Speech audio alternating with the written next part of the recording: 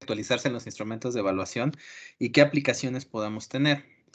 Realmente, actualmente, el papel del psicólogo ha sido muy, muy importante por el tema de la pandemia. Realmente hemos tenido eh, mucho, mucho trabajo que hacer como los psicólogos en este tema de la pandemia y ha destacado mucho nuestro papel en un equipo multidisciplinario para atender esta temática, pero realmente es lo que ahorita nos ha dado muchos reflectores, pero no quiere decir que sea lo único que podemos hacer. La verdad es que los psicólogos tenemos mucho, mucho trabajo y mucho donde entrar.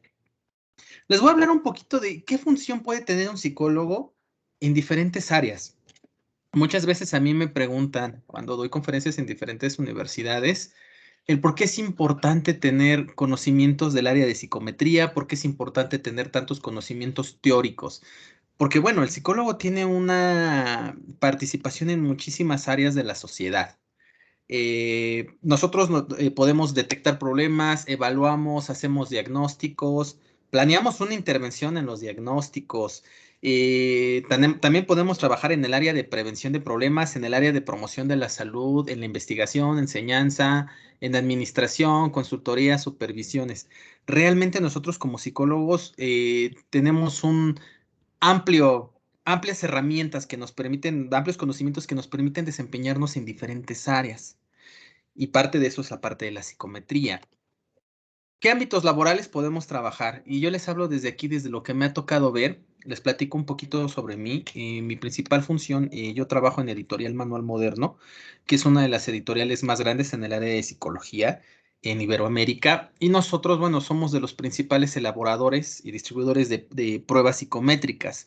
Realmente nosotros somos una editorial que trabaja tanto libros en el área de ciencias de la salud, medicina, odontología, enfermería, y también tenemos un área exclusiva en el área de psicología. Y bueno, una parte que es a lo que yo me dedico, que es estar haciendo la promoción y la presentación de todo lo que son nuestras herramientas en la parte de evaluación.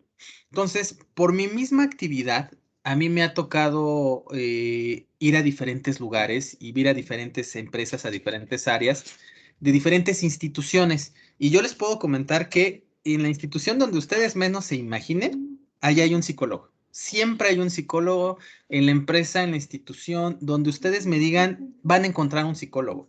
En el área de la salud van a encontrar psicólogos, no solamente en el área de salud mental, donde es, digamos, que el cliché del psicólogo, ¿no? Que el psicólogo trabaja con trastornos mentales. No, también hay muchos psicólogos en el área de psicología de la salud que ayudan en el tratamiento de pacientes con enfermedades crónicas, en tratamiento con algunos, en este caso, con pacientes que tuvieron una enfermedad infecto-contagiosa, como lo vamos a ver un poquito más adelante en el tema del COVID.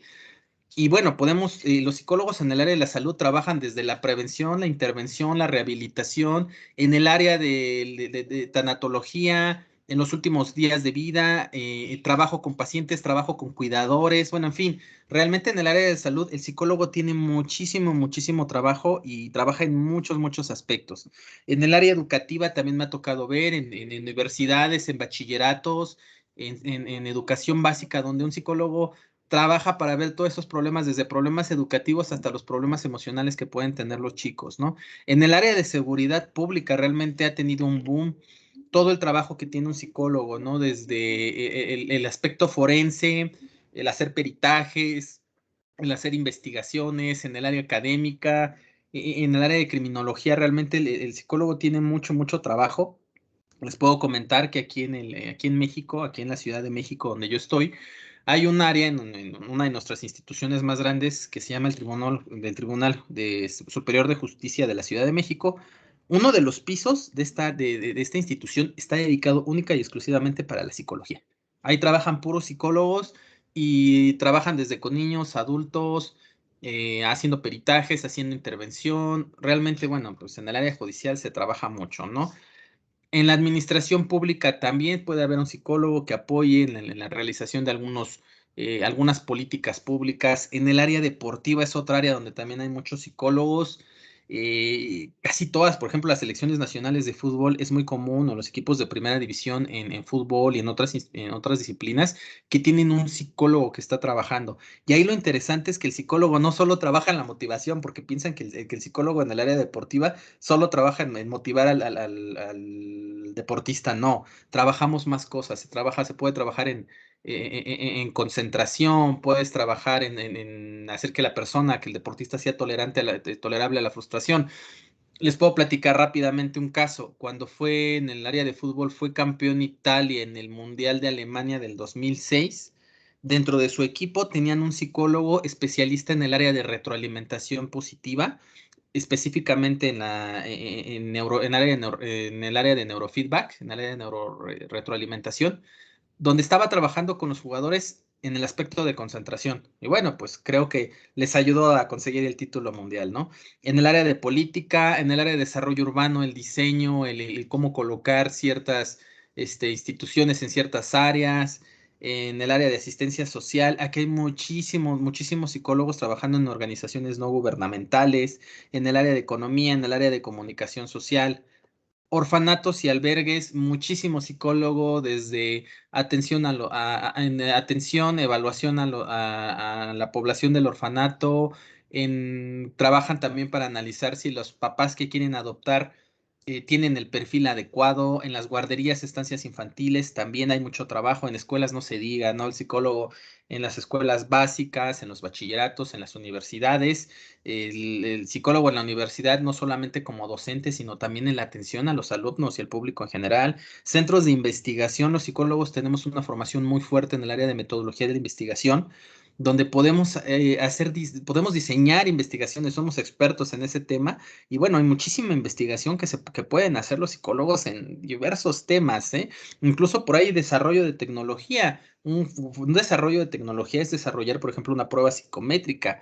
Por ahí también hay psicólogos que me ha tocado ver en el contacto con algunas universidades que han trabajado con apps en los celulares para trabajar con diversos temas, ¿no? Me ha tocado ver que trabajan para atención con niños, desarrollo de baterías, de baterías de pruebas directamente en una app en Android. Es algo que también los psicólogos podemos hacer.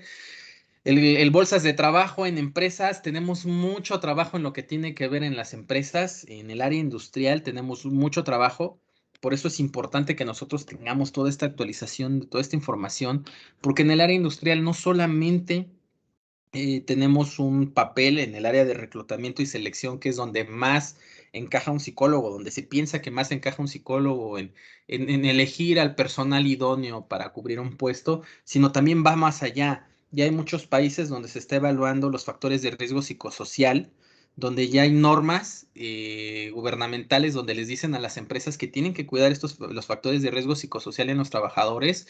Ubico rápidamente casos famosos en Colombia, en Argentina, aquí en México también tenemos una norma y donde el psicólogo no solo recluta, sino también evalúa lo que es el área organizacional, lo que es el clima y también interviene para ver diferentes problemas que puedan presentar los trabajadores. Entonces, en los hospitales hay muchísimo, muchísimo trabajo. En los hospitales, centros de salud, como les comentaba, ¿no? Asilos y casas de descanso, esa es otra área donde el psicólogo también tiene mucho trabajo. Centros de rehabilitación, reclusorios, lo que son los reclusorios también para la rehabilitación de lo que son los presos, centros de rehabilitación para los diferentes enfermedades, consultorías independientes. Hay muchas consultorías independientes y ahí podemos ver que un psicólogo se puede incluso autoemplear. A mí me ha tocado ver consultores que se dedican al área de recursos humanos, desde el área de reclutamiento, evaluación, también que les ofrecen dentro de la consultoría a las empresas llevarles el tema, por ejemplo, del outplacement, que el outplacement es un servicio donde se les da capacitación a las personas que se quedan sin trabajo de cómo buscar trabajo. A lo mejor dirán, bueno, suena muy sencillo, pero en el caso del outplacement tiene muchas implicaciones porque se les dice desde cómo diseñar un currículum, cómo afrontar una entrevista de trabajo, cómo manejar su experiencia para demostrarle y para saberse vender en un puesto, los ayudan a perfilarse cuál es el mejor puesto que ellos pueden aplicar y bueno, pues también en eso puede trabajar un psicólogo. dependencias gubernamentales, los medios de comunicación, partidos políticos y órganos legislativos, ¿no? También es muy común. Esto es así a grosso modo, les presento así muy rápido cómo puede trabajar un psicólogo y en qué áreas trabaja un psicólogo. Realmente, si se dan cuenta, el psicólogo tiene cabida en todos lados. O sea, y realmente en todas las instituciones es muy común que haya un psicólogo. Incluso si ustedes van a una empresa, por ahí hay un psicólogo. En los hospitales, en las empresas, en todas las áreas. Ustedes van a encontrar un psicólogo porque realmente tenemos unas habilidades que nos permiten trabajar en muchas áreas. Les voy a poner un ejemplo muy claro y siempre hablo de este tema como una manera de ser algo que nos está sucediendo y que de cierta manera permitió que muchos visibilizaran más nuestra profesión, que fue el tema del COVID-19, que es un tema que llevamos viviendo ya desde hace un tiempo en los países en diversas, de mayor o menor medida lo hemos padecido, donde realmente si nos retornamos a diciembre del 2019, en principios del año 2020, se veía muy lejos, ¿no? Todos sabíamos que en China se había presentado un brote de una enfermedad y que Wuhan, la provincia donde se presentó, estaban todos aislados y incluso hasta se veía en videos en YouTube y lo hablaban como algo preocupante, pero todo el mundo lo veía muy lejos, ¿no? No fue hasta que se extendió la enfermedad a otros países, principalmente el segundo país donde se presentó más fuerte el brote fue en Italia, cuando todo el mundo empezó a voltear y decir, ah, caray, esto sí es un problema fuerte. Entonces, bueno, pues inmediatamente se empezó con la manera en que ya se comunican los medios de transporte que tenemos, la enfermedad se expandió prácticamente a todo el mundo y fue cuando empezó el caos que hemos estado viviendo. Para nosotros como psicólogos, ¿qué fue lo importante? ¿Dónde fue donde mucho de nuestras profesiones, de nuestra profesión brilló? Brilló un área muy importante que es el área de psicología de la salud. ¿Por qué? En un inicio no teníamos vacunas, no había investigación todavía sobre los tratamientos. Sin embargo, lo primero que se tenía bien identificado eran los comportamientos que podían evitar el contagio y la propagación. Eso era lo que se tenía bien identificado y es conducta. Es en lo que somos especialistas los psicólogos. ¿Qué es lo que identificamos? Bueno, pues que se tenían que lavar las manos, teníamos que evitar el contacto social, el utilizar a lo mejor gel, el ponernos la mascarilla, el evitar hacer reuniones, todos estos que son comportamientos que evitaban el contagio. Y empezamos a identificar cómo había partes de diferentes sociedades que no lo hacían. ¿Por qué si sabían que había una información, si sabían que el problema era real, donde se veía que realmente había causado conflictos en muchos países, porque había sectores de la población que no se cuidaban o que no seguían las medidas las medidas correctas? Entonces ahí el psicólogo tiene mucho que hacer y tenía mucho que estudiar y mucho que ver. Hablar de conductas pro salud, en la percepción de peligro, en la percepción de autoeficacia, muchas cosas que el psicólogo tiene que trabajar, no solamente en esta parte de la propagación, también el psicólogo podría ver lo que son las afectaciones dentro de los profesionistas de salud.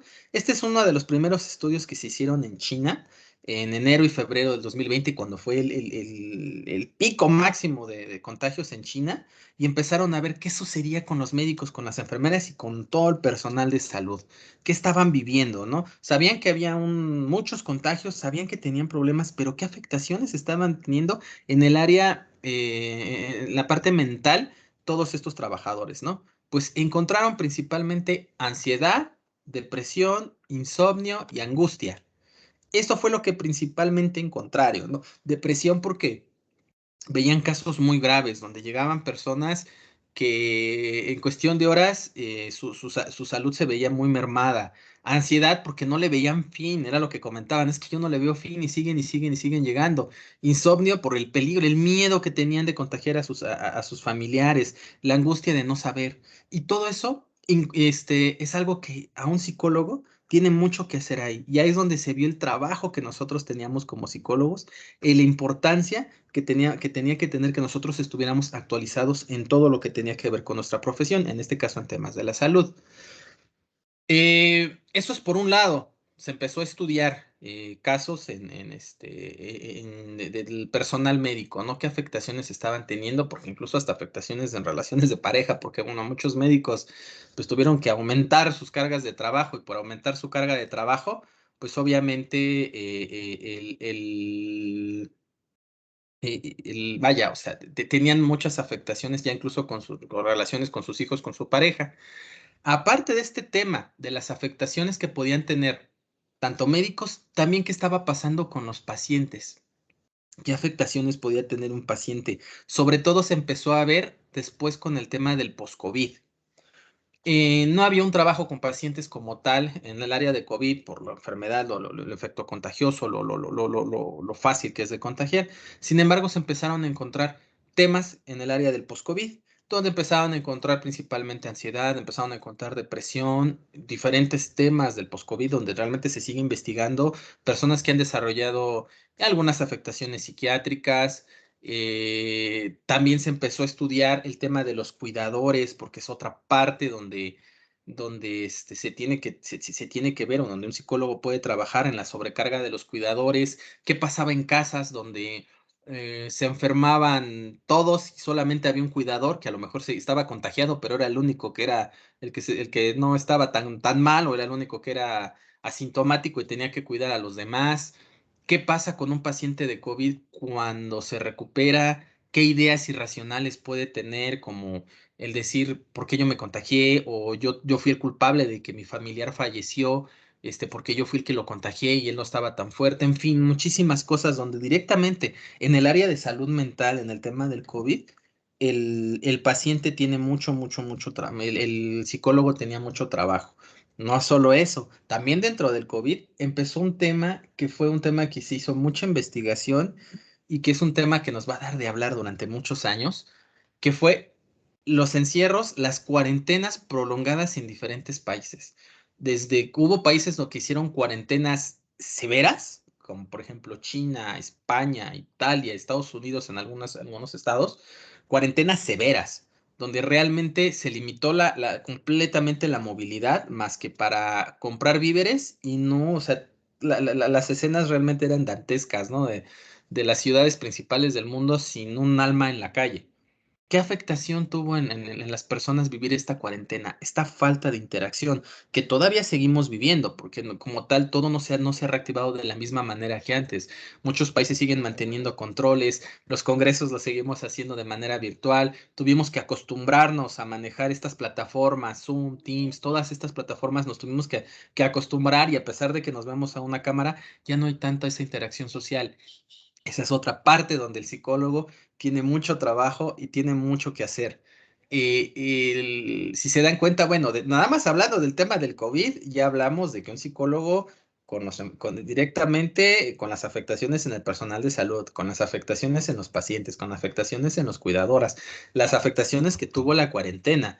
Realmente ahí es donde el psicólogo, si se dan cuenta, tan solo hablando de este tema de la salud, hay muchísimo trabajo y muchísimo que puede hacer un psicólogo y muchísimo que puede decir un psicólogo al respecto. Por eso me gusta siempre presentar este tema del COVID como un ejemplo muy actual de todo el papel que tiene un psicólogo dentro de la sociedad y por qué es importante que nosotros estemos sumamente actualizados.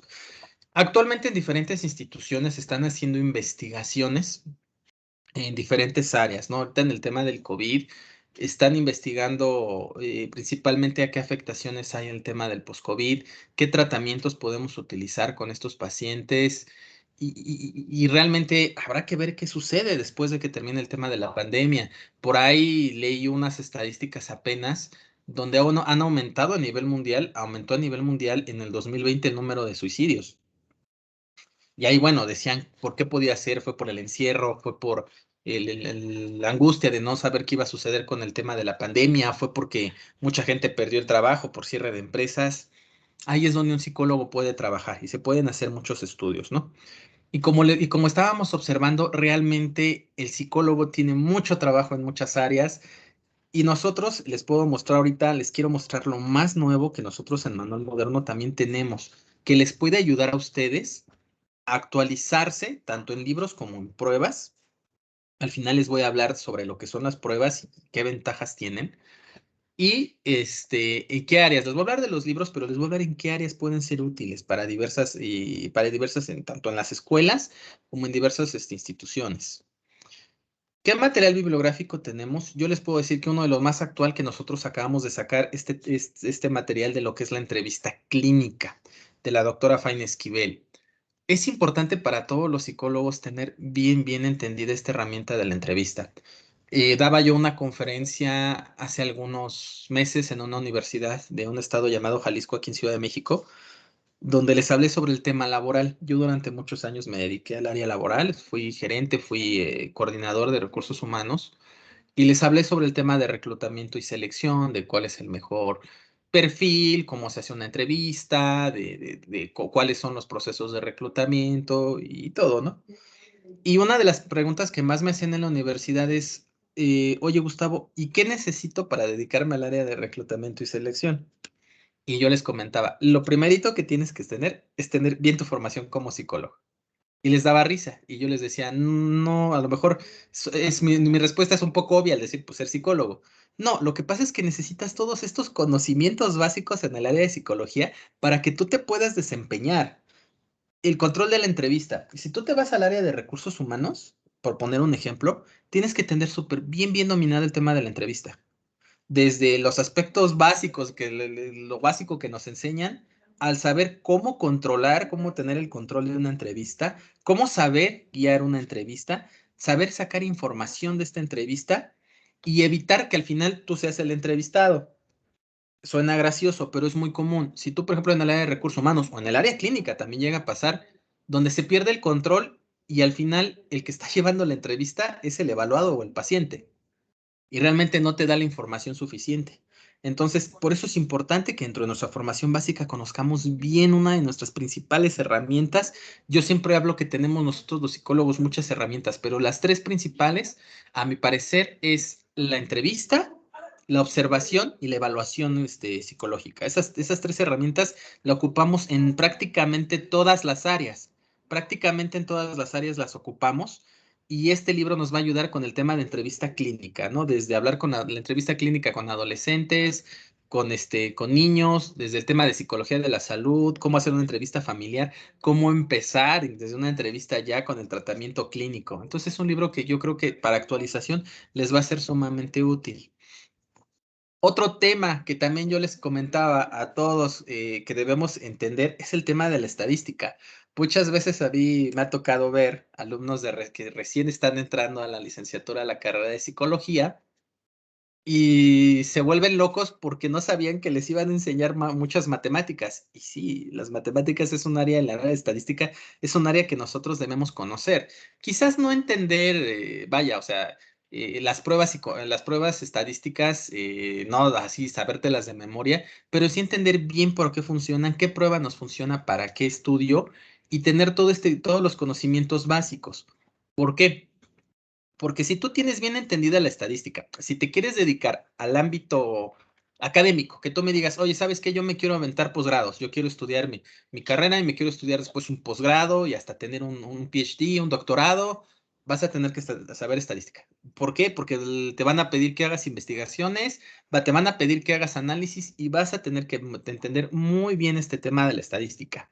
Oye, Gustavo, yo trabajo en un área, una empresa de recursos humanos, me pidió con una consultoría que yo les armara un plan de reclutamiento, un plan de capacitación y me están pidiendo que yo les dé métricas y me están pidiendo que yo aplique pruebas, que yo sea el que tome la decisión de qué pruebas va a adquirir esta institución. Tienes que conocer estadística. ¿Para qué? Para que tú una vez que conozcas esta prueba y veas el manual y veas todo el componente, puedas juzgar y digas, es una prueba que metodológicamente y estadísticamente es la correcta. Entonces, es importante también que nosotros tengamos este conocimiento de estadística. Es una de las materias que luego más se le llegan a complicar a los chicos, pero este libro les puede ser de mucha utilidad porque es dirigido para psicólogos y en el área de ciencias de la salud, entonces les va a venir todo muy bien desglosadito, explicados sobre todo con un enfoque muy práctico. ¿Cuándo es una variable ordinal? ¿Cuándo es una nominal? ¿Cuándo es una cuantitativa? ¿Cómo es una relación de variables? ¿Qué prueba debo elegir si tengo muchos o pocos datos, es paramétrica, no paramétrica, ¿qué tengo que hacer? Entonces, este libro les va a ayudar mucho y es parte de la formación básica del psicólogo. Otro tema que también es básico para todos los psicólogos y se lo enseñan a todos los psicólogos y sobre todo si ustedes se quieren entrar al tema de las neurociencias. eh, la década pasada fue conocida como la década del cerebro. Ha habido un boom y sigue habiendo este boom por el tema de las neurociencias. Cada vez hay más investigación que nos habla de la relación entre el comportamiento y el cerebro, cómo funciona. Realmente es un tema que es tema de actualidad, es un tema que va creciendo, donde va habiendo mucha investigación y durante muchos estudiantes quieren dedicarse al tema de las neurociencias, quieren estudiar el área de neuropsicología. Entonces, este libro les va a ser muy útil tanto si ustedes están en el aspecto básico, como si ya quieren conocer mejor manera cómo es esta parte del cerebro y la neuroanatomía. Es una de las materias complicadas y hay que ser muy sinceros. Yo cuando lo estudié el tema de la neuroanatomía es complejo. El sistema nervioso es un sistema muy complejo donde tiene diferentes interacciones. Tan solo ubico rápidamente en el tema del desarrollo cerebral. A mí me preguntaban las fases del desarrollo cerebral desde la concepción, ¿no? Cómo se va formando el cerebro, ¿no? Y por qué es importante conocerlo. Bueno, eso ya es un tema complejo. Y este libro del cerebro y la conducta, la neuroanatomía para psicólogos, es un libro que les va a ayudar mucho a entender el tema de la neuroanatomía, porque no es un libro de medicina que se está tomando para enseñarle a psicólogos neuroanatomía, no, es un libro diseñado para psicólogos, donde es con esquemas, donde un lenguaje muy sencillo les va a permitir entender, conocer todas las áreas neuroanatómicas y qué función tienen en lo que es las bases biológicas de la conducta, los lóbulos, qué se opera en los lóbulos, en el tallo cerebral, qué es el sistema límbico, tiene que ver con las emociones, eh, cuáles son las partes del cerebro, ¿no? El área orbital, el área occipital, los frontales, qué relación tienen con los frontales tienen una relación con las partes ejecutivas, todo eso. Este libro es lo que se los comenta y este libro es el que a ustedes les puede ayudar para actualizarse en este tema. Todo el psicólogo clínico, neuropsicólogos, este libro les va a ser sumamente útil. Este libro también no me detengo mucho en él, este es de principios básicos de condicionamiento y aprendizaje. El DOM-YAN es un libro básico que todos conocemos, que ocupamos en la licenciatura, donde vemos estos fundamentos del aprendizaje. Este es un libro que es de lo que más les recomiendo para actualizarse en pruebas. El Manual Internacional de Pruebas y Evaluación del ITC. El ITC es la International Test Commission. Es la organización internacional que se dedica a controlar y a dar las bases y dar indicaciones de todo lo que tiene que ver con la evaluación de todas las pruebas psicométricas, todas estas pruebas de evaluación. Es una asociación internacional a la que nosotros, Manual Moderno, pertenecemos y nos da todos los lineamientos que se tienen que seguir para la elaboración de pruebas. Este libro les va a ser muy útil porque primero les habla desde el tema de la historia de la psicometría, que si ustedes ven psicometría o se quieren meter después un diplomado en psicometría, un posgrado en psicometría, les van a enseñar la historia de la psicometría, que es un tema muy interesante que se podría ver incluso hasta en un documental, podría hacerse un documental del tema cuando les hablan del Army Beta, de cómo se empezó esta evaluación después de la guerra, querían evaluar los ejércitos, quiénes eran los más aptos para ser soldados o no, y bueno, les habla de la historia del Army Beta. Les va a hablar de esa historia, cómo empezó la International Test Commission, cuáles son los lineamientos de las pruebas, qué ámbitos hay en las pruebas. Nos va a hablar de todas las pruebas que existen, desde pruebas neuropsicológicas, pruebas para el área clínica, para el área laboral, para el área educativa, eh, para evaluación de la personalidad, en el área de psicopatología, qué pruebas hay en el ámbito educativo, en la evaluación clínica, pruebas para el contexto forense, eh, también la explicación de por qué es importante tener una metodología para hacer una prueba, todo lo que tiene que ver con el área de psicometrías y qué pruebas hay, este manual les va a ser sumamente útil. Y es muy importante tener todas estas bases porque prácticamente en todas las áreas se hace evaluación. La gran mayoría hace evaluación y es bueno tener el conocimiento para que nosotros podamos discernir cuál es una prueba útil y cuál prueba no te puede ser útil o cuál prueba siguió una metodología más rigurosa y por lo cual su resultado va a poder ser nos va a poder dar una mejor manera. Entonces, este es un libro muy grande, yo se los recomiendo, realmente creo que este debe ser básico para un psicólogo tenerlo y es uno de nuestros mejores libros que les puedo presentar. Y bueno, como pueden ver, siempre me gusta a mí presentarles lo que es más que la cuarta de forros o más que el resumen del libro, me gusta mostrarles a ustedes el índice para que vean todo, absolutamente todo lo que tiene el prueba. Tiene todos los libros. Por ejemplo, podemos ver lo de las adaptaciones de las pruebas. ¿Qué es la confiabilidad? ¿Qué es la validez? ¿Cuáles son los métodos? Todo esto, la normalización, que luego a mí me preguntan, oye, ¿dónde puedo ver pues, algo básico, ¿no? De que eso de hacer un proceso de estandarización, este libro les puede ayudar. Tenemos también libros para lo que es el área laboral, el área de psicología organizacional. Este es un libro que a mí me gusta mucho y lo que me gusta es que tenga un contexto latinoamericano. Realmente hay mucho material, ustedes van a encontrar mucho material en el área organizacional, pero no hay tanto con un contexto latinoamericano, hay mucho español, hay mucho anglosajón, mucha traducción. Pero este libro está diseñado para un contexto latinoamericano, donde podemos ver las diferentes áreas donde un psicólogo organizacional puede trabajar. Y bueno, les voy a platicar rápidamente. El doctor Littlewood Zimmerman ha trabajado mucho con un concepto que se llama la renuncia psicológica. La renuncia psicológica, que a ustedes les interesa, pueden ver el capítulo 16, no es otra cosa más que la persona que en su trabajo él mentalmente ya renunció. Es el clásico que te dice, ay, yo pues nada más estoy esperando a que ya me den de baja de mi empleo. Él no, no lo ha hecho formal, pero él en su mente ya renunció y ya no trabaja, ya no está haciendo lo que le toca. Ese es un tema donde un psicólogo puede entrar. El mal uso de los instrumentos psicológicos en las organizaciones, donde, bueno, yo realmente me ha tocado ver cosas en las empresas como ustedes no se pueden imaginar, desde cosas tan básicas que ocupan la misma psicometría para absolutamente todos los puestos, ocupan las mismas pruebas, o para hacer un ascenso de puestos ocupan las mismas pruebas que ocupan en el reclutamiento, o bueno, ocupar pruebas también que ya son muy usadas, eso es algo que también nos da un sesgo. No sé si alguien de ustedes trabaja en recursos humanos o le interesa si lo conoce del tema, no me dejará mentir. Ahora es muy, muy difícil que un candidato te truene una prueba psicométrica, que no la pase. Es muy complicado. ¿Por qué? Porque, pues, Don Google, tú le pones buscar cómo contestar pruebas laborales y te dice cómo contestar una prueba laboral. Eso también es un mal uso y es un sesgo. Eh, ¿Cómo es el liderazgo? Que es un tema que se sigue hablando mucho, mucho de liderazgo, cómo influye en una empresa, los factores de riesgo psicosocial, la justicia organizacional, el tema del moving, que se presenta mucho en empresas que tienen un contexto de sucursales. Es muy común que las empresas que no están centralizadas, sino donde es una empresa que tiene una matriz y se maneja con sucursales, es donde más se presenta el tema del moving. Entonces, este es un libro que les va a dar mucha información y yo les decía que si quieren hacer una tesis de organizacional, este libro les va a dar información de dónde podrían hacer su tesis en su contexto. Vámonos con algo que también es más particular y no por eso deja de ser muy interesante, que es este tema de neuropsicología clínica del doctor Alfredo Ardila y la doctora Mónica Rosselli. Este libro es una segunda edición, pero que nos habla de todo lo que tiene que ver con el área de neuropsicología en una parte introductoria. Este me lo pueden llegar a ocupar en el tema de bases biológicas de la conducta, pero sobre todo si ustedes ya se quieren especializar en el área de neuropsicología clínica.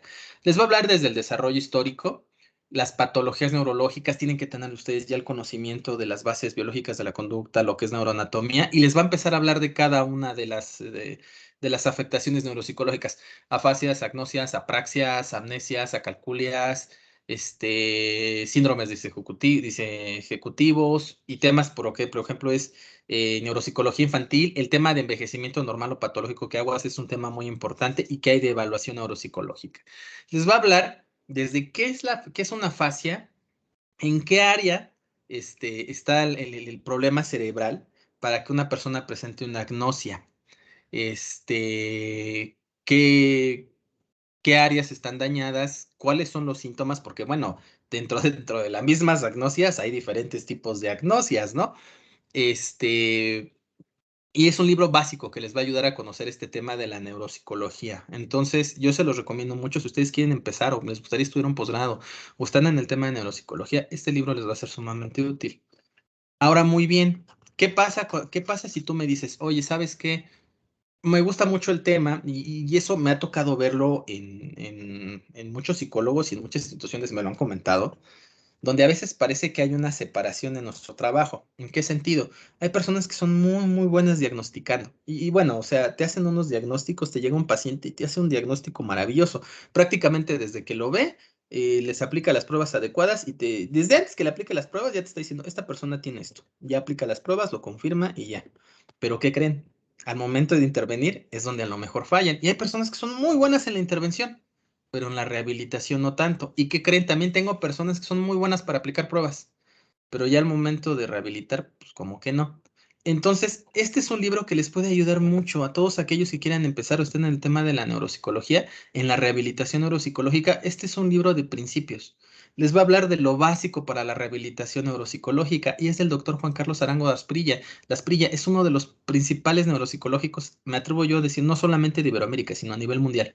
Es uno de los psicólogos más neuropsicólogos que más importantes se tienen en el mundo, junto con la doctora Bárbara Wilson y la doctora Olavarrita. Bueno, pues es un libro bastante interesante, donde les presenta los aspectos básicos de los diferentes tipos de rehabilitación en las diferentes enfermedades. ¿Qué es lo que tú tienes que hacer? ¿Cómo puedo ayudar a una persona que tiene apraxia, problemas de aprendizaje y memoria, tiene problemas con las funciones ejecutivas? Tiene problemas de trastornos del lenguaje? ¿Qué puedo hacer?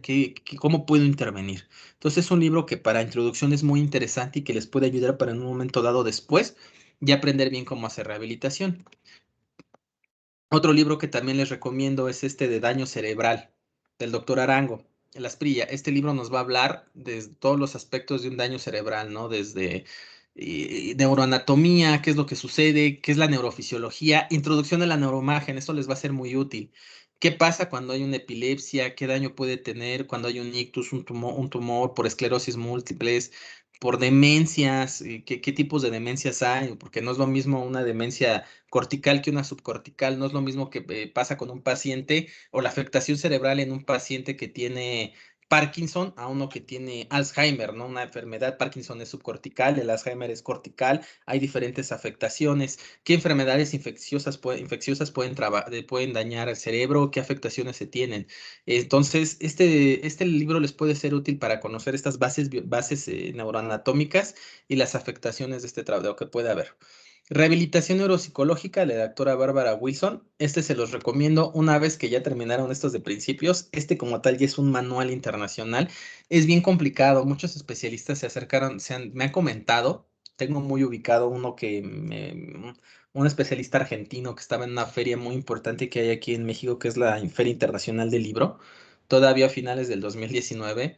Me empezó a preguntar sobre este libro y él me comentaba, dice, es que realmente es complicado hablar de un manual internacional. Realmente hay muchas estrategias, pero no hay como que una línea que todos sigamos. Dicen muchos que trabajan en esta área, pues trabajan lo que conocen y como lo van viendo, ¿no? Como la experiencia les ha dado, pero como tal no hay un manual.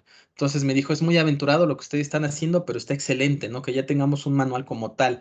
Y es parte de estos materiales que nosotros hemos sacado en Manual Moderno, donde hemos tratado de sacar manuales sumamente prácticos. Ahorita se los voy a mostrar, donde les dicen paso a paso qué es lo que tú tienes que hacer.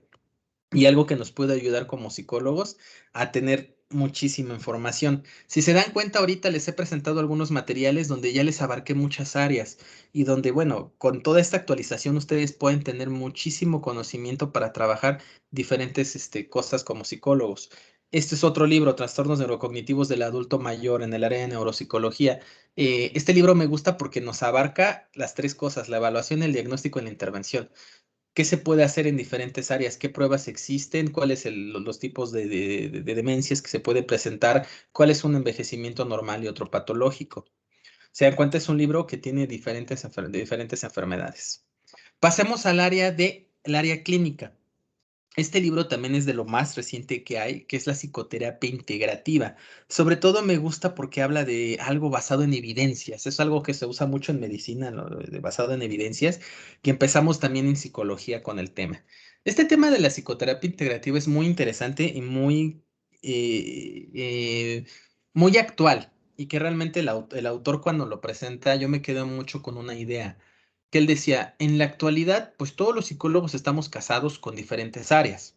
Un psicólogo psicoanalista, pues todo lo entiende en base al psicoanálisis, ¿no? Un cognitivo conductual, pues todo lo entiende bajo la teoría cognitivo-conductual. Un gestal se va solamente a las emociones. En fin, todos trabajamos dependiendo a la escuela que nosotros nos formamos. Eso quiere decir que cuando tú como clínico te llega un paciente, no importa lo que tenga el paciente, tú lo vas a adaptar a lo que tú trabajas. Si te llega un paciente que te dice, oye, mira, ¿sabes qué? Me mandó el médico porque junto con un equipo disciplinario, junto con el nutrólogo, me mandaron con el psicólogo porque no cambio mis hábitos, no cambio mis conductas y no dejo de comer. Si eres psicoanalista, el psicoanalista le va a decir, ah, bueno, pues yo te voy a tratar bajo psicoanálisis, ¿no? Oye, ¿sabes qué? Tengo un problema de depresión y un gestal te va a decir, no, pues yo te voy a trabajar bajo gestal.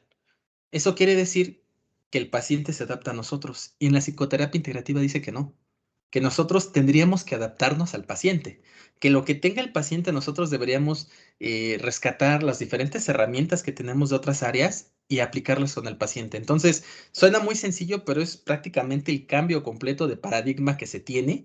Y este libro nos muestra casos exitosos cuando se ha aplicado la psicoterapia integrativa. Todos aquellos que están en el área clínica, este libro les va a gustar, les va a permitir ver las cosas quizás de otra manera. Psicopatología, este libro, igual para el tema de psicopatología, va con una tercera perspectiva. En escuelas diagnósticas, principalmente, bueno, a nivel mundial, por ejemplo, aquí en México se maneja mucho el DSM-5, pero hay dos, el DSM-5 y el C11, que son los dos principales guías diagnósticas. Y con base en eso, cada quien hace su diagnóstico. Sin embargo, en este libro nos habla de una tercera vía, que es la perspectiva neuropsicológica social. Es un tema bastante interesante que podemos ver, pero este libro tiene muchos aspectos básicos para entender la psicopatología. Desde la historia de la psicopatología, les va a hablar del tema de los humores, qué es la emoción, el control de estrés y el afrontamiento, que es un tema muy actual y que prácticamente en todas las áreas de los psicólogos, todos los psicólogos yo siempre les digo que conozcan el estrés y el afrontamiento porque lo van a ver en todos lados. ¿Qué son las psicosis? ¿Qué es la recuperación? Por ahí también les habla del tratamiento con medicamentos psiquiátricos y yo siempre comento que es muy importante tener la noción de los medicamentos psiquiátricos, o sea, saber un paciente que te llega para qué sirve el medicamento que le está dando. Entonces, es un libro introductorio muy bueno. Voy a hablarles ahorita de otro manual, este libro, que es un tema muy escabroso y tiene que ver un poco con lo que estábamos hablando en un inicio con el tema del COVID. Guía clínica de evaluación y tratamiento del comportamiento suicida. Es una de nuestras guías que tenemos. ¿Qué hacer cuando tienes este comportamiento, este tipo de pacientes? ¿Por qué les digo que ese es muy escabroso? Porque a nivel mundial ha aumentado este tema del comportamiento suicida. No se sabe, como les decía, no saben si es por la pandemia, no se sabe si fue por el encierro, no se saben, pero realmente ha aumentado mucho el tema de tratamiento suicida. Aquí en México me ha tocado verlo, digo, he tenido la oportunidad de viajar por el país, diferentes entidades de aquí de México, y casi en la gran mayoría de las universidades que voy a visitar, me comentan que ya han tenido un caso de intento suicida. Entonces, es un tema que ha estado creciendo mucho y por eso este material nos puede ayudar a todos los psicólogos. El doctor Michel André, él trabaja aquí en México, en la Ciudad de México, una parte apartada que se llama Chimalhuacán, en el Estado de México. Trabaja con este tipo de pacientes y él trabaja mucho con las nuevas terapias de nueva generación, con la terapia de aceptación y compromiso. Entonces, este material les puede ser muy útil para entender todo este tema de psicología, del tratamiento de suicida, es de los manuales prácticos que estamos sacando. Nos habla de la epidemiología en México, pero también en las Américas, qué aspectos fundamentales hay, cuál es el manejo hospitalario y qué podemos hacer para tratar estos pacientes. Otro libro que también, ese libro les va a ayudar mucho, muchísimo y que les recomiendo bastante. Fue un libro que nos pidieron mucho que hiciéramos la traducción. Muchos en el área forense lo tenían en inglés y nosotros lo sacamos en español, que es La evaluación clínica de la simulación y el engaño. Curiosamente, con la presentadora anterior, cuando estaba hablando ya del tema, me acordé de este material porque a veces es complicado y muchas veces a mí me preguntan, sobre todo en el área forense y en el área laboral, ¿qué tienes que me pueda a mí ayudar a ver si el candidato no me está engañando o mi paciente no me está engañando, al que estoy evaluando no me está engañando. Tengo este material que les va a evaluar, les habla de todo lo que tiene que ver con la simulación, todo lo que tiene que ver con el engaño, qué comportamientos se tienen, qué pruebas psicométricas son las que difícilmente una persona te va a poder manipular. Digo, hay personas que son muy inteligentes y que si entienden el principio de la prueba psicométrica, es probable que la puedan manipular. Hay pruebas que no se pueden manipular, que no hay manera. Por ejemplo, las pruebas de inteligencia tendrías que aprendértela de memoria para manipularla, lo cual demostraría que tienes mucha inteligencia, entonces, pues son así, las traes contestando bien. Una prueba de personalidad, por ejemplo, nos habla de que el Minnesota es muy, muy difícil que alguien manipule una prueba como el Minnesota. Todo ese tipo de información viene en este libro, entonces es uno de nuestros mejores materiales que tenemos, más actuales, y yo creo que para casi todas las áreas de psicología les puede funcionar. Otro tema ya escabroso, que es el tema del maltrato infantil. No me detengo mucho en esto, nada más les doy un dato. La principal área donde se produce pornografía infantil es Latinoamérica. Entonces, imagínense realmente cómo estábamos en el tema del maltrato infantil, que ni siquiera la ONU tiene números, tiene los números exactos de cómo estamos en el tema del maltrato infantil. Este libro nos habla de todos los aspectos, de todo tipo de abuso infantil, qué teorías, qué provocas en un niño. ¿Qué puedes hacer para atenderlo? ¿Qué trastornos se pueden generar? ¿Qué tratamientos hay?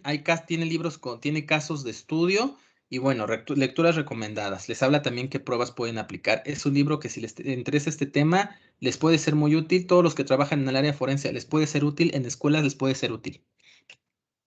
Ya de los últimos libros que les voy a presentar, en general estos 4 libros se los recomiendo de James Morrison. Es uno de sus mejores autores.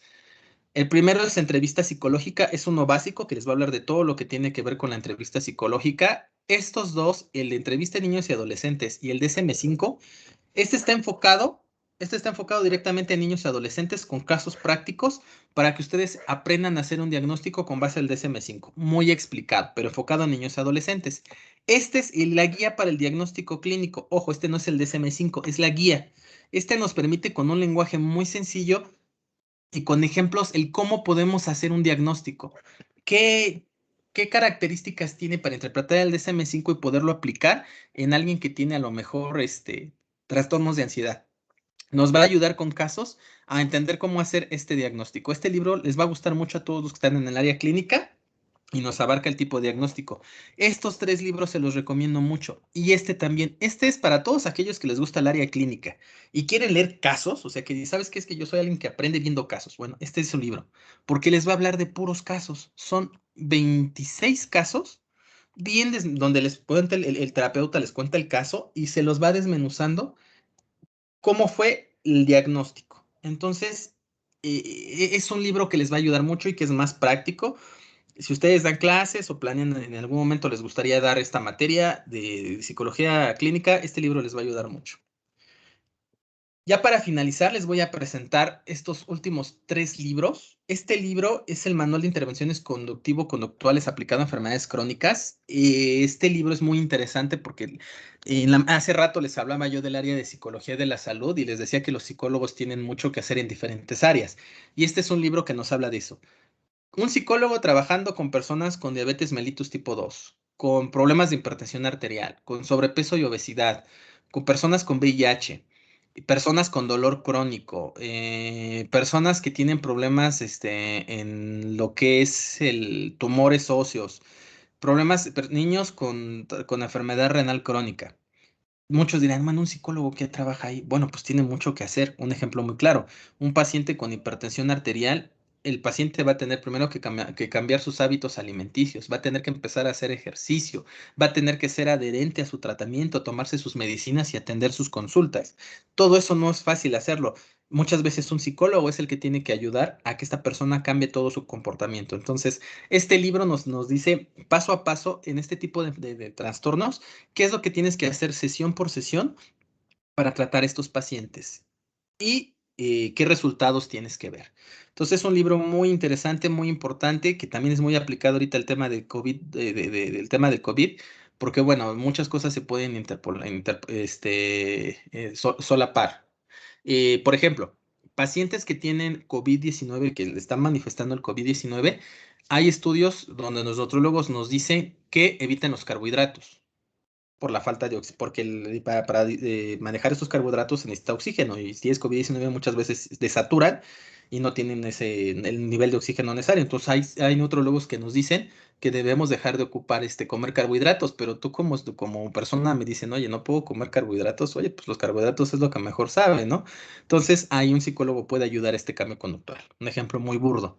Trastornos psicológicos y neuropsicológicos. Este libro ya nos habla de qué tenemos que hacer. O sea, ya vimos la base teórica, ya vimos la base física, fisiológica, ya vimos cómo hacer el diagnóstico, pero ¿qué hago después? Bueno, este libro nos habla de qué podemos hacer, qué tratamiento puede llevar en niños y adolescentes, personas que tienen depresión, ansiedad, trauma, trastornos del lenguaje, trastornos de espectro autista, cómo empezamos a trabajarlos. Este libro es para la población y niños e infantes. El libro que les voy a mostrar ahorita es uno de mis favoritos y si a ustedes les gusta el área clínica, este libro lo van a amar porque es el Manual Clínico de Trastornos Psicológicos, tratamiento paso a paso. Nos va a decir este libro en estos trastornos qué tenemos que hacer paso a paso para tratarlos y ayudar a nuestro paciente. Desde trastorno de pánico, pasando por ansiedad generalizada, depresión, bipolar y hasta el final nos habla incluso de trastornos alimentarios y problemas de pareja. Nos va a decir paso a paso qué tenemos que hacer. Entonces, les acabo de presentar muchísimos materiales bibliográficos. Ahorita vamos a ver rápidamente lo que son las pruebas. Y para que vean, les comento aquí por qué es importante y por qué me pedían a mí la presentación, que viéramos por qué es importante actualizarnos. Y todos los lugares donde nosotros podemos llegar a trabajar como psicólogos, pero también porque tenemos esa obligación de estar bien preparados para dar el mejor servicio donde nosotros nos paremos. Estos son prácticamente todos los libros que estamos manejando, los más actuales que tenemos en la editorial, que les pueden ayudar. Ya les hablé de prácticamente casi todas las temáticas, a lo mejor por ahí me faltó algo de psicología social, pero de ahí fuera les he hablado prácticamente de todos los materiales y es una parte muy, muy pequeña que tenemos de libros.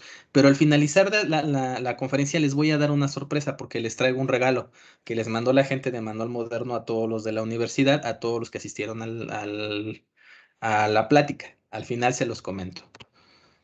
Vamos a hablar un poquito ya de lo que es las pruebas psicológicas.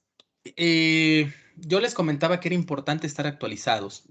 Y las pruebas psicológicas es muy importante que nosotros entendamos su importancia que tienen y sobre todo lo importante es que tengan este rigor metodológico y estadística. ¿Por qué?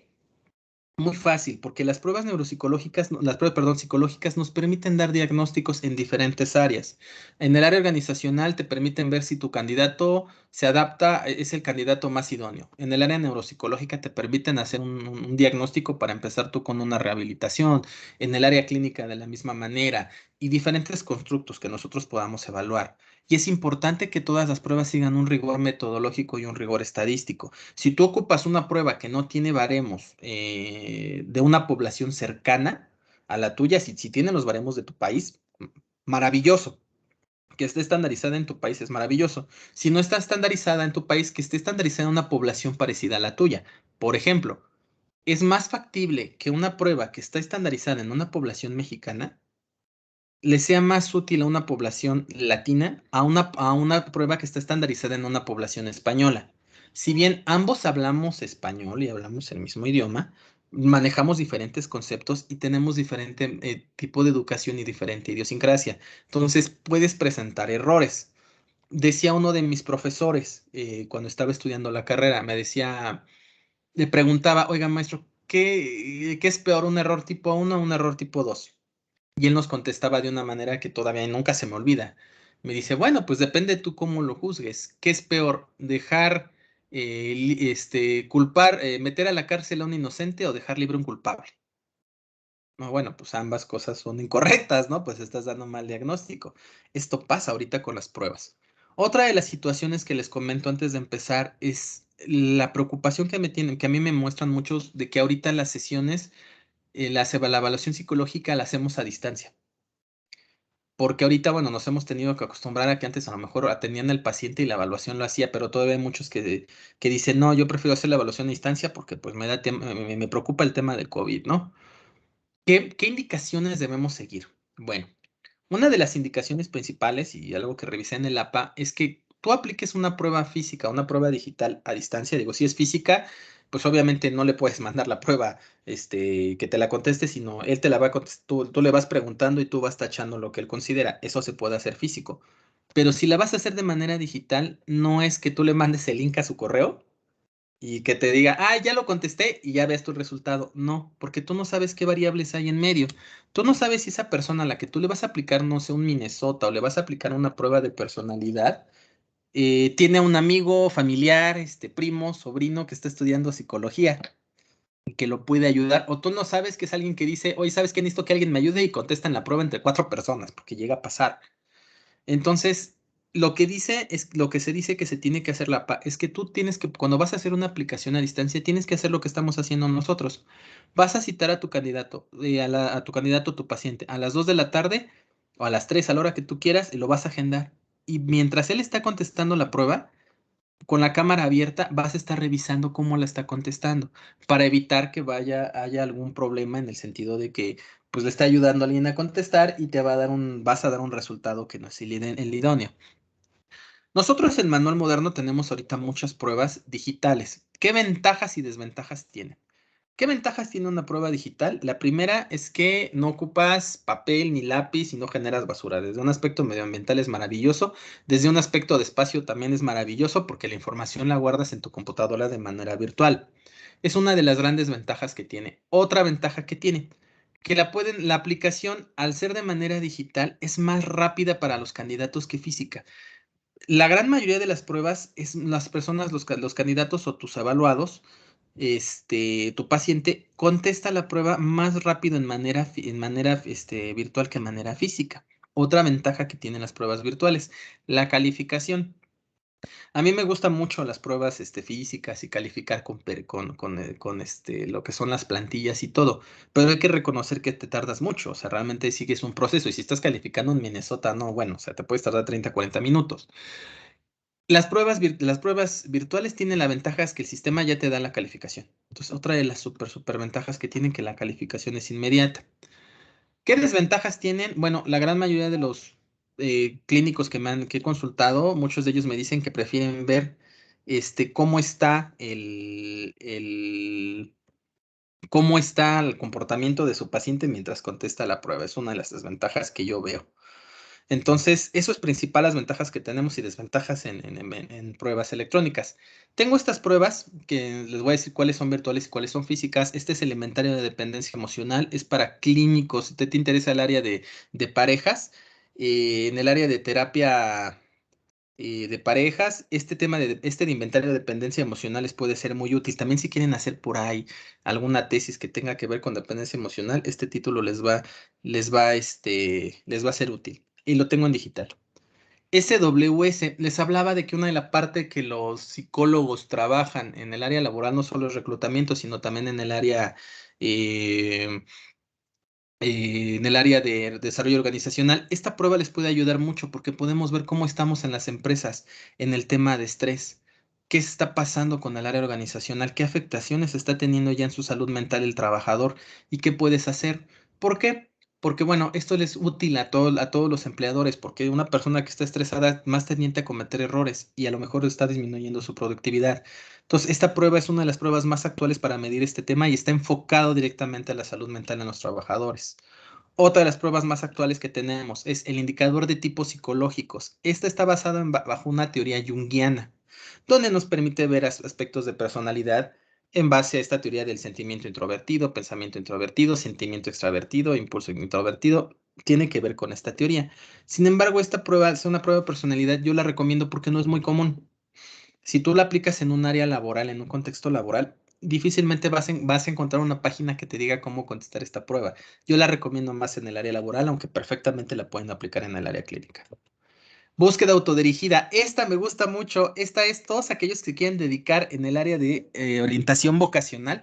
Les va a ser sumamente útil. Esta es de las pruebas más actuales que tenemos, donde nos va a permitir ver a la persona que se le aplica, al adolescente, qué carrera es la que más se adapta a su personalidad.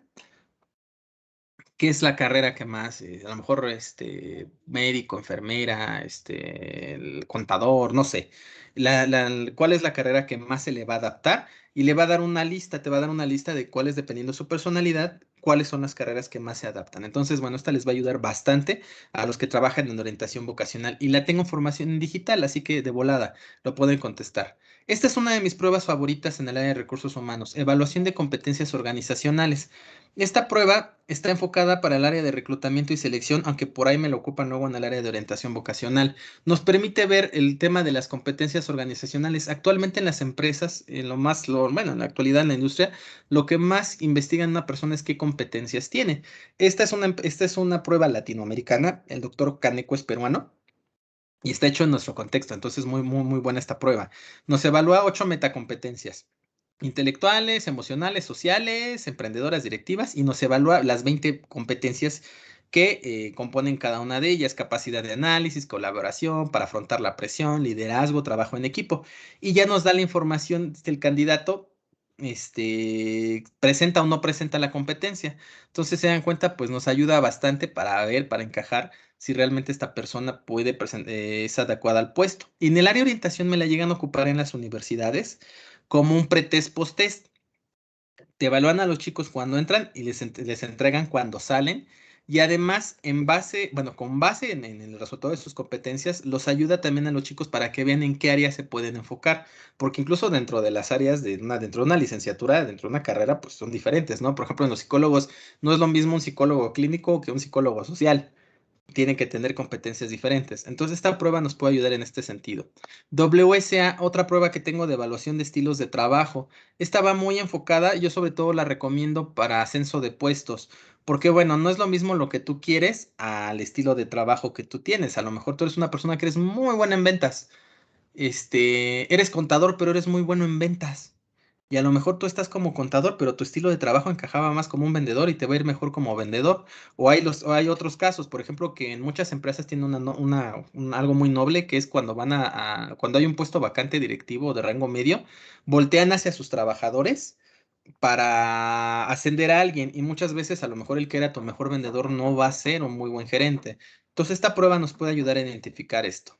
Otra de nuestras pruebas estrellas, los Minnesotas, ambos Minnesotas, Minnesota 2 y Minnesota 2 RF. Ustedes saben que el Minnesota 2 es la prueba que más, de las más usadas a nivel mundial, nos permite evaluar la personalidad, nos da diferentes, datos. Esta prueba yo la tengo en digital, lo cual les va a ayudar mucho a aplicarlo y la calificación va a ser inmediata.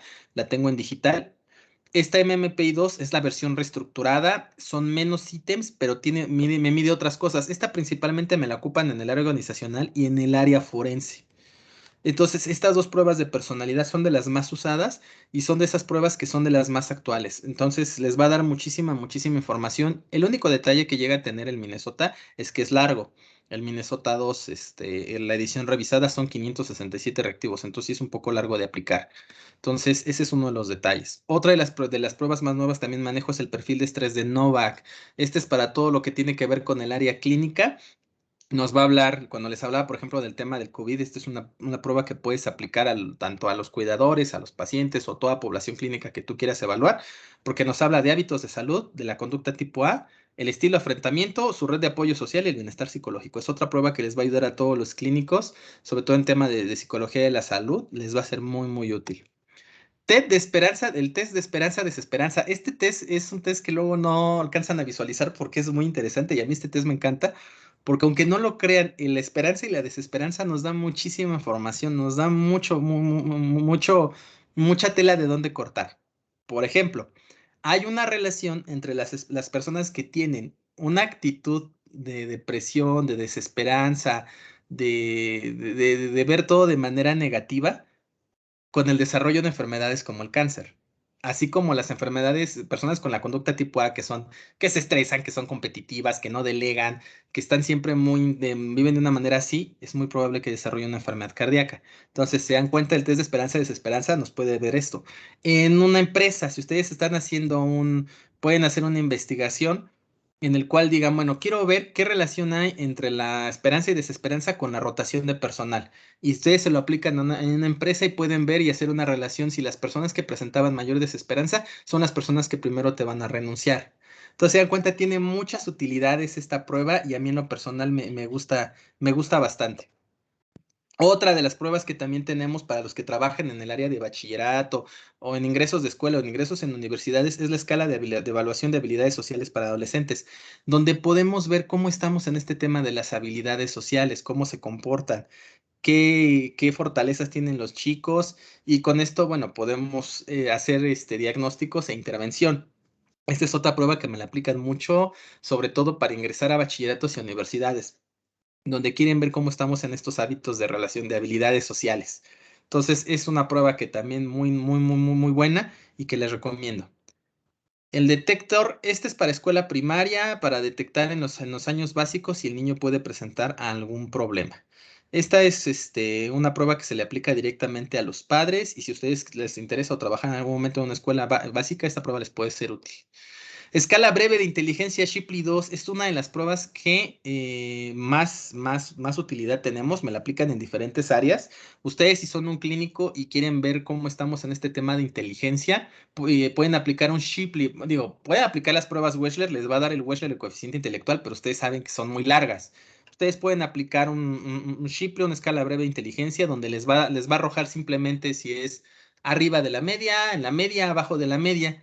Y se puede hacer una comparación con los Wechsler. Hagan de cuenta que sería lo mismo, ¿no? Si les arrojan la media y la media en los Wechsler es 120, pues, es lo equivalente en el Shipley. Y es una prueba que está en electrónica, que muy rápido se contesta, de 20 a 25 minutos, y les da esta información. El EBT, esta es enfocada para lo que es el tema laboral, el tema del moving, como les comentaba, es un tema que se presenta mucho. Me gusta porque nos dice no solamente si se está presentando el moving, sino qué afectaciones está teniendo ya la persona por este tema del acoso laboral.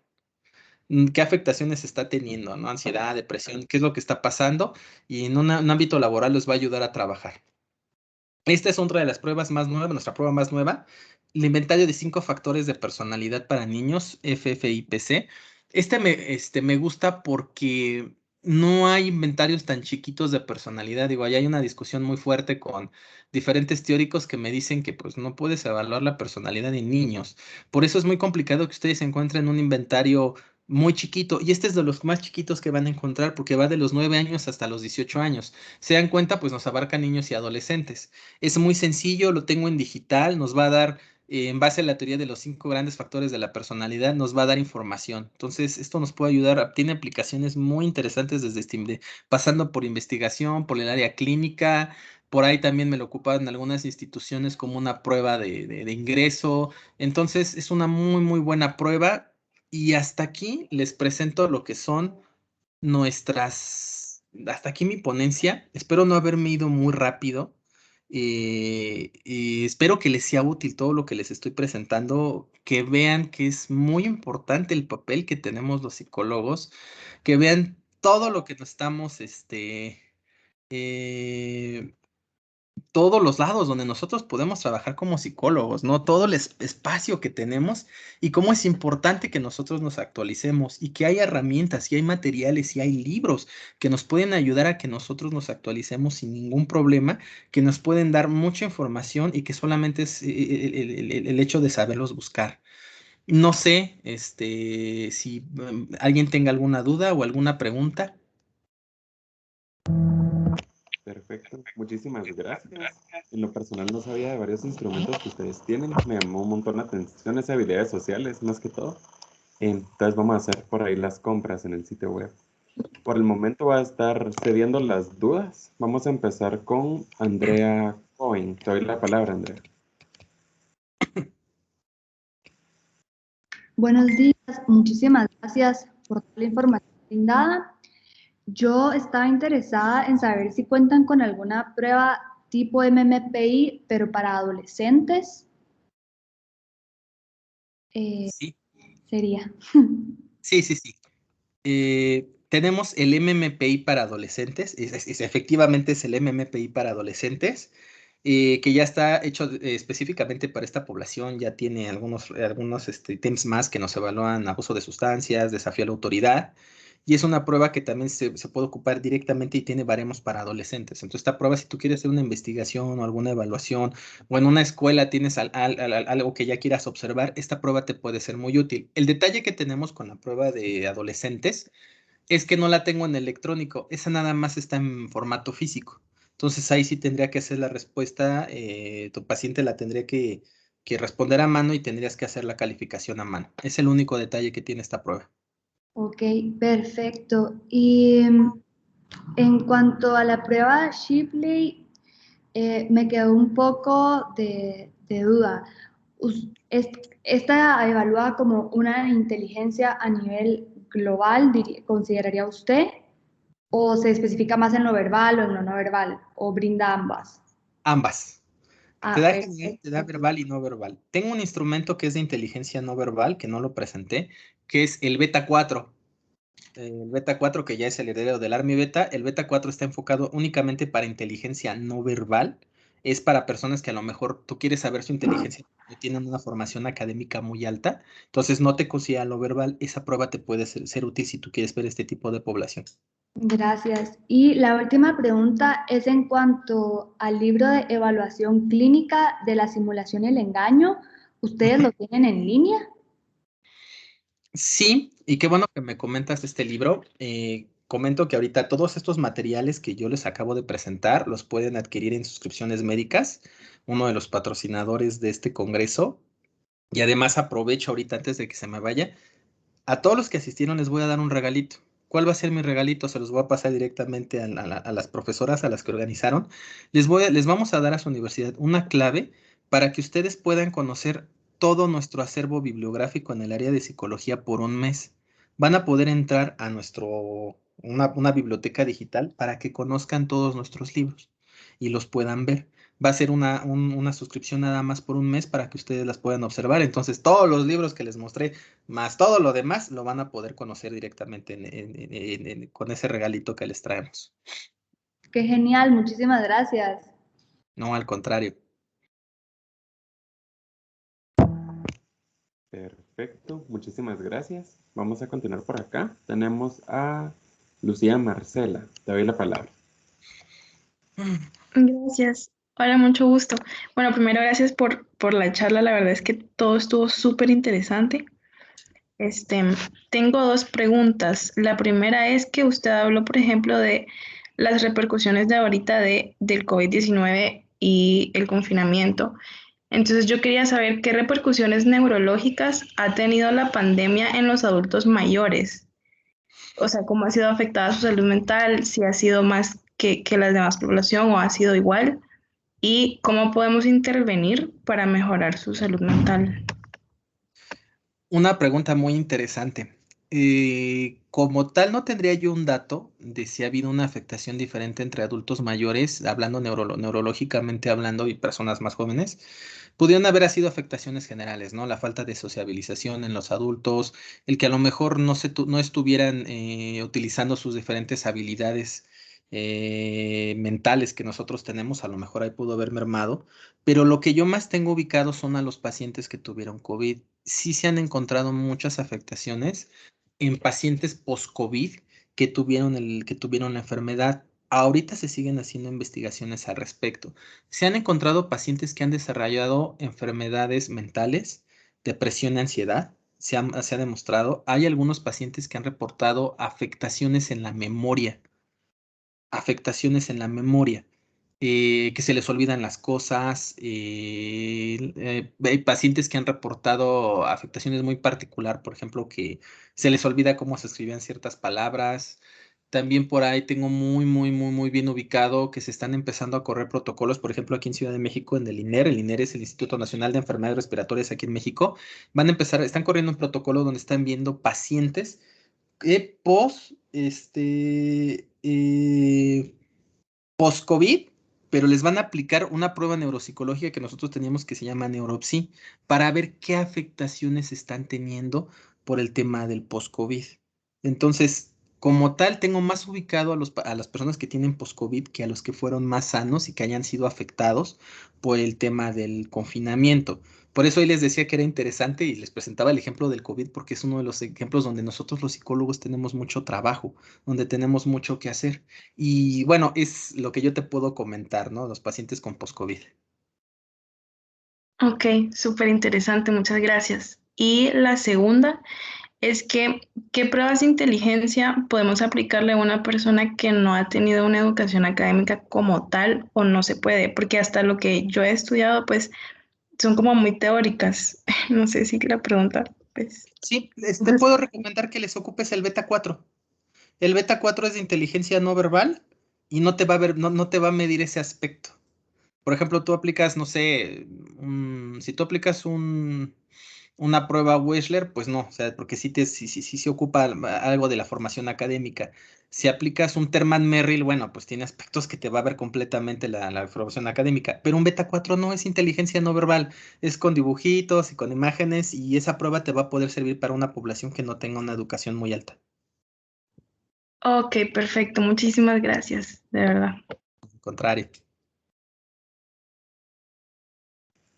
Excelente. Y pasamos con Diego Nieto. Tenés la palabra, Diego. Gracias. Fíjense que yo tengo una pregunta relacionada a la evaluación en línea. En primer lugar, digamos, para todas las pruebas que se pueden pasar en línea, sí se requiere como un cierto rango de edad. O sea, como por ejemplo ser como tal vez como de 15 años en adelante, o sí como que pueden haber ciertas pruebas que se pueden pasar como a niños pequeños. Depende la prueba. Por ejemplo, hay pruebas que están diseñadas con cierto rango de edad. Por ejemplo, los Wechsler, que es lo más evidente, pues está el WIS, el WISE y el WIPSI, ¿no? Y debes evaluar la edad. Depende del tipo de prueba, es a la población que va dirigida. Hay pruebas que sí llegan a ser, por ejemplo, por ahí tenemos el manual moderno, una prueba que próximamente vamos a sacar, va dirigida para infantil, que va a manejar una app, y la prueba está dirigida y está diseñada para niños. Ahora sí que, más que la habilidad técnica del niño para manejar la computadora, porque si tú le vas a aplicar una prueba a un niño que a lo mejor no maneja bien la computadora, pues tú le vas picando, ¿no? O sea, eso no es problema. Más bien ahí el problema es que la prueba técnicamente, o sea, que la prueba sí esté para su población. No sé si ahí, sí me di a entender. Sí, muchas gracias. Muchas gracias.